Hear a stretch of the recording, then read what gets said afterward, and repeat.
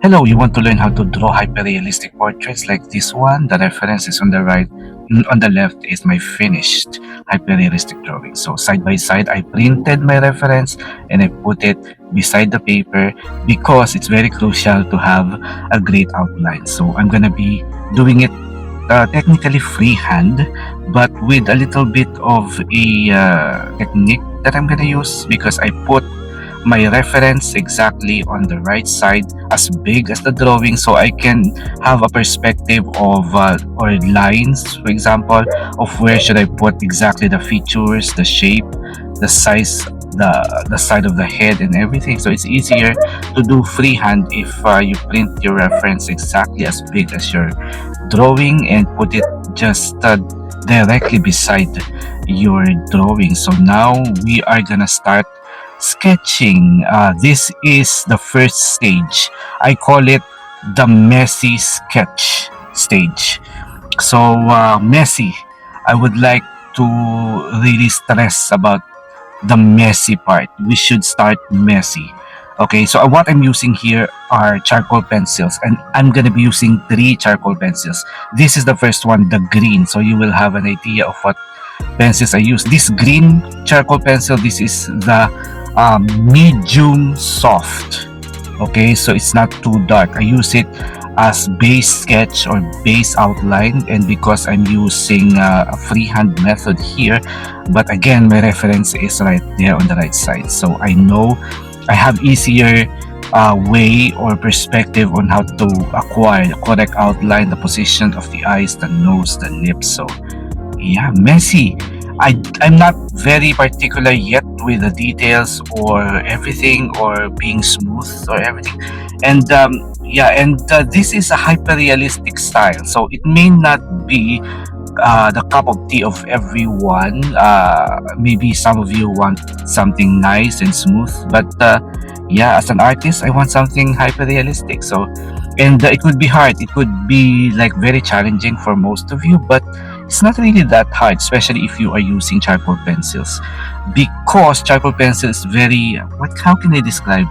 Very movable. It's not permanent. You can blend, you can erase, you can add, you can deduct. So it's very flexible medium compared to graphite pencils, and they can be they can be very dark and they can provide a lot of contrast on your drawing. And of course, detailing is quicker compared to graphite. So, and since again what we are trying to achieve here is hyper-realism, it's important to use charcoal pencils. So this green pencil, this is the Kuelox medium soft. So it's quite light. It's quite light compared to other grade of charcoal pencils. This is the Kuelox charcoal pencils. Messy, as you can see, this is messy outline directly to messy geometric shading. So yeah, while I'm doing the outline, I'm already doing the messy sketch using geometric shading, and it's easier when you have your reference just beside you because you can just go quick and easy and relax. Don't worry about how messy it looks right now because everything should turn out beautiful when it starts messy. So yeah, it starts messy. Yeah, as you can see right here, I'm doing the sketch of the hair. Basically, I'm just blocking in the shadows of the hair, even the face. As you can see, the image is already coming out, even if it is just very messy and very quick. So this is actually just the first stage of our hyper-realistic process.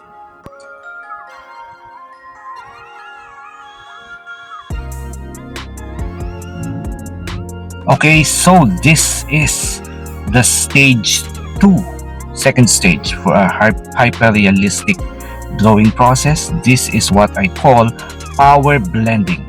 Why power blending? Because this is charcoal, so we are gonna be needing power blenders. And I start with this makeup brush, followed by this one. This is a foam blender, foam applicator. You can just search for it online. They are available online. And then after the power blending, we immediately start with the stage 3, of the drawing process, this is power shading. So here, because we already blended the messy sketch, now we are going to shade. Okay, we start with the darkest shadows. That's why I changed my pencil to the second pencil that I'm gonna use. Actually, I'm gonna be using just three here. The green a while ago for the sketch, and now this purple pencil. This is the dark soft charcoal pencil, again from Kuelox. And then while shading, we blend. So shade, blend, erase. That is part of this power shading stage of our hyper-realistic process. So I'm blocking, or rather I'm shading the darkest shadows under the nose right here, the nostrils, the opening of the mouth, and of course the eyes. As you can see based on my reference photo, the both eyes have considerably super dark shadows. That's why I built it really dark like that. And it's important to observe the behavior of the shadows. So if you are doing either realism or hyperrealism, shadows is the key to a realistic drawing. It will give your drawing three-dimensional look. So that's why it's important to use dark pencils like this one. This is my darkest, the purple pencil, darkest charcoal that I'm gonna actually for the face. I'm just gonna be using two pencils, the green, which is the milder tone, and this one, this is the darker, softer tone. Yeah, I use it on the dark and the mid tones right here. And as you can see, gradually the messy becomes smoother and smoother. And then because we are shading and at the same time we are blending. And another tip, it's important, paper is very important for this kind of drawing. You cannot use a smooth paper here. At least use medium textured paper. Okay, so now I'm using my lighter pencil again, the green.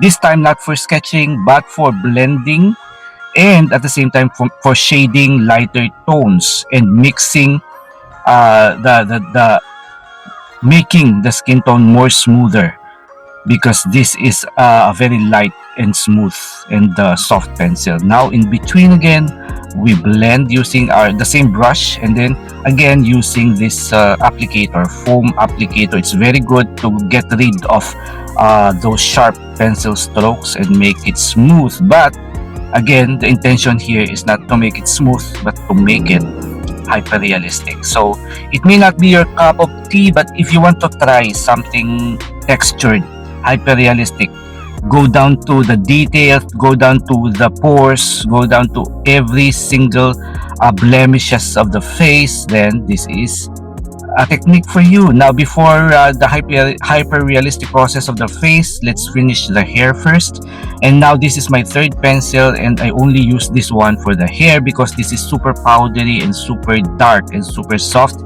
This is the General's 6B charcoal pencil. It's easy to blend, to brush, it's easy to get darker because we want to devote our time to our hyper-realistic skin. So that's why we need to do the hair very quickly. And then, as you can see, directly from the hair, I use the same brush that I blended, blending the hair to the skin to make it a lot more smoother, because we want to be able to establish everything before the detailing of the skin. Now I'm making sure that every darkest detail of the face is being drawn right here. So I go back to my dark purple pencil right here just to establish the shadows even more, and then I'm gonna blend. This is actually a nice blender right here. This is the rubbing tool, and it's also available online. So we have three blenders: the brush, makeup brush, the foam applicator, and this one is the rubbing tool, Casimir rubbing tool. So now I'm making sure that everything is nice, is smooth, and almost done. Actually, for most of you, you want to stop right here already. This is already a complete drawing. This is already a complete portrait if this is what you want, but I want to push it further. You know me, a lot of you know me, I want to push it to hyper-realistic style. So this is it. This is the stage and final stage, the step 4 or the stage 4 of our drawing process for hyper-realistic drawing. This is power hyper detailing. So it I will be using again two pencils here. I start with the green again, the lighter, for lighter and milder skin textures right here, using dot technique or pointillism, and circulism also, tiny circle. So it depends on your reference, but mostly pointillism right here, but very gently. You don't want to push very hard on this pencil, just tiny, so it will become natural. The texture of the skin will not become like blemishes or overly sharp highlights. You want it to be just gentle, mild skin details right here. So again, this is Kuelox charcoal pencil right here, and then in between again, once you layer something, you blend. Okay, so everything will be nice and less sharp. You don't want overly sharp skin tone. You want to make it really natural. So again, I start detailing the forehead right here. So this is already the final stage of the drawing, the detailing, the hyper-realistic process. So let me ask you, do you also want to try something like this? And then you blend with a brush. Okay, so now it's a little bit sharper, but later on it should be lighter. And now part of the hyper-realistic process or detailing is drawing or erasing for the highlights. So I'm using this kneaded eraser very gently, also dotted style. You put like tiny little marks of white gently in between the details of the skin tone to make it really, you know, more not just visible, but more what do you call it, define in a way that but naturally defined. That's why I'm using kneaded eraser and not electric eraser, because it will become overly highlighted. So you want just this gentle touch of dotted highlights right here in between your details of the skin, and so that it will become more natural, and the skin will be will look like a real man face skin tone. That's why I decided to have Jacob Elordi right here, a man's face, because here you can really push yourself to the limit in terms of hyperrealism, because usually women's skin tone are more smoother. So that's why it's nice also to draw a man's face, because of the muscles on the face are very defined and the texture are very defined also. So if you want, you can also practice. I know most of you want to have a female beautiful skin tone, but sometimes it's also nice to practice using a man's face reference photo. That's why you can see me drawing female faces and also male faces, because it challenges me. Male face are very challenging, and you can push yourself to the limit with this kind of reference photos, as you can see right here. Very textured, very defined. And now I'm gonna just draw some highlights of the hair to make it more realistic, using mono zero eraser right here, and then some kneaded eraser also for softer highlights. So this is the process of hyperrealism. You must try this. Get all these materials that I showed on the video, and you're set for your own hyperrealistic portrait drawing. I trust you. It's easy. You can do it. Try it right now. You will be amazed of yourself. Thank you for watching.